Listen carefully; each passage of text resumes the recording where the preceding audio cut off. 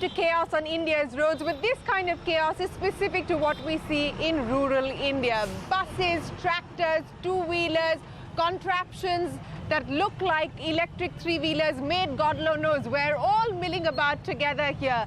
We are about 4 hours away from Delhi in Bijnor in Uttar Pradesh. We're right outside the district magistrate's office, Karyalay Zila Adhikari Bijnor, and right next to the police superintendent's office as well. Why Bijnor? Because this is the Karma Bhumi of UP's former Chief Minister Mayawati. This is a Lok Sabha constituency and one that will play a crucial role in the road to 2019. Join us as we talk to award-winning author Ruchir Sharma on his 25-year experience of tracking Indian elections. What makes them so special? Why do incumbents face the challenge of being voted out? How connected are politics and development? All of that and more on this edition of The Road to Democracy. The trip to Bijnor is a homecoming of sorts for Ruchir. His summers till 1993 were spent here at his grandparents' home. This is where his romance with India's politics and elections began. So for 25 years, a motley crew of writers and journalists have crisscrossed around the country, capturing the colour and drama of our democracy. 25 years tracking elections in India. Why? Because, I wrote my first book, Breakout Nations, at the beginning of this decade. That was an economic travelogue of the world. This is more a political travelogue of India. And why I do this is because there's something so sort of charming about coming back to India, about going into the countryside and sort of experience about what exactly life is here like. Yeah. And this may have partly been because I spent all my summers growing up here in Bijnor, yes. Exactly, growing up in a place so like... the book starts and ends here. Yeah, so, because of the fact is that, and I think that this is what we tend to forget, which is that at that age, back in the late 1970s and early 1980s, we didn't have much of a choice. Yeah. It's not as if our parents asked us that where do you want to go on vacation. But, yes, but it was always to our grandparents. Exactly, like our grandparents' place, no matter where they were. So they were here in a sort of backwater like Bijnor, so be it. And we came here and spent a month here. And there was absolutely nothing to do in terms of that the routine was so sort of unstructured.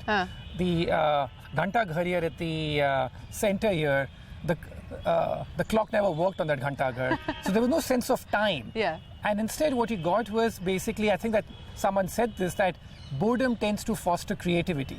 And so when you were like bored out of your minds, what you did was to observe the social behavior of different people, and that sort of stuck in your head. And I think that is what sort of made this such an addictive process for me as to why even today I want to keep coming back to the Indian countryside and experiencing what is it like in terms of the thinking of the 2/3 of Indians who live outside the urban areas. It's interesting that you talk about wanting to come back to the rural countryside, because in the book, and you've given several anecdotes to capture the fact that you can actually get the story very, very wrong if you ignore what's happening in rural India, if you ignore the rural side of the campaign, so to speak. Take me through the big misses, perhaps, that have happened over the last 25 years. Where did you get it horribly wrong and why? I trust you to start with the misses, right? No, I'm just saying that, Yeah. But I think that there's one thing I can say, that of these 27 election trips that we have done, the entire group, a big tradition that we have maintained, is to keep an honor roll at the end of each sort of election. Okay. Which basically means that we keep a account of all the predictions that we make at the end of each trip.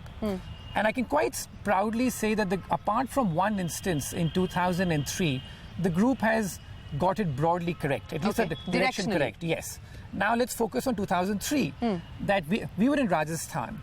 This was November of 2003, and Ashok Gehlot then was sort of standing for re-election.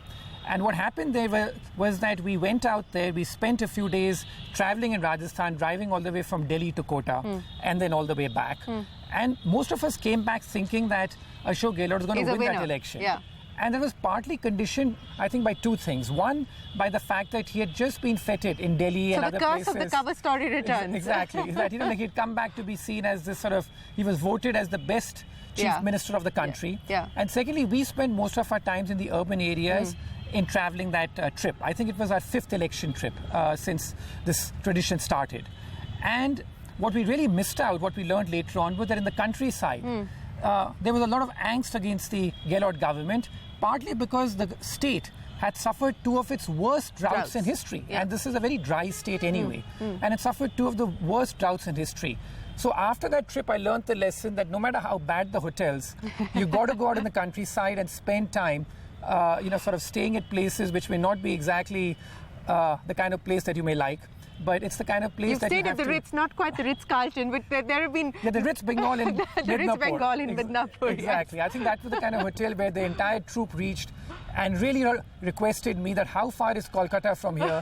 Let's get to Kolkata pretty quickly. And because it was gecko-infested and no water and yeah, we stayed at a few such hotels. I'd say like Hotel Betia, Hotel Kitchen in Betia, which was sort of dubbed by our group in November 2005 as a vertical dhaba. It was basically like a sweet shop, and on top of that were these. So then, how then, if you've lived in the Ritz in Midnapur and what looks like an elevated dhaba, how then did the limousine liberal moniker get attached with the group? Nothing is worse than that, and I think it's because someone said it in half jest when writing a column, and it sort of someone who Shekhar Gupta exactly, and it sort of took on some momentum after that. So basically, what happened was that when I first started these trips, I used to hire these 6-door Volvos so that we could all sit together.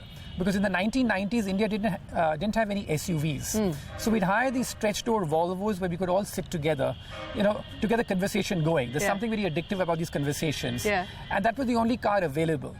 But after about 5 or 6 trips, those cars would break down so badly repeatedly in the Indian countryside that we ditched those and we started using the Innovas. And we would stay in all these hotels, but you know how it is, that the name sounds very cool, so it stuck. And the other sort of half of the name had to do with liberals. And that too was because about 15 years ago... It was not a slur. Exactly. When someone told you that you were a liberal, it wasn't a slur. Today it's become a very polarizing sort of label, that someone calls you someone sort of says you're a liberal or you're a secular. That sort of is almost said in a very derogatory way, because that's how polarized it's become. But if you look at our group too, like about 20 of us, even there the political divisions have increased over time. We have people in our group who are very much right of the center when it comes to the polity in India. But on economics, I think that most people in the group tend to be sort of much more, I'd say, sort of, pro-market, free market kind of people on the group. So these labels are very hard, but they stick.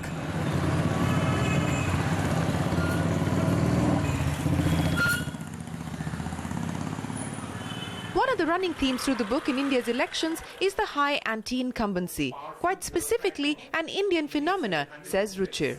But just look at this, which is that this district of Bijnor has had 59 district magistrates since independence.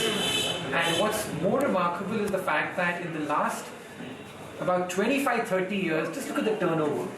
So basically, a district magistrate hasn't been able to serve in this place for more than a year. लोग अपने अपने occupation को choose करते हैं. Perhaps it's linked to the state's inability to deliver on the tall promises made by the political class.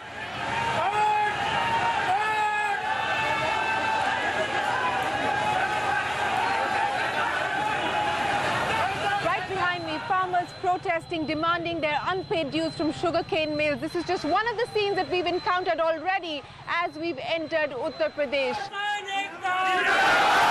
All this within the first hour of our travel through Bijnor. This is a telling sign of what's broken with the Indian state.